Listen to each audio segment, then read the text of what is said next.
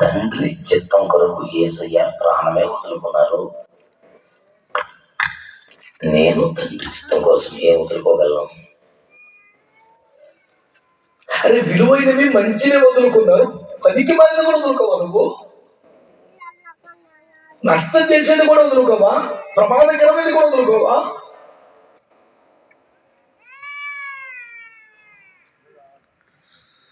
గెత్సెమనే గురించి 2-3 మాటల మీద దృష్టి తెచ్చి నేను ముగిస్తా. తండ్రి చిత్తం కొరకు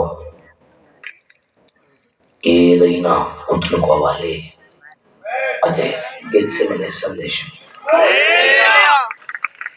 ఆమేన్, ఆమేన్.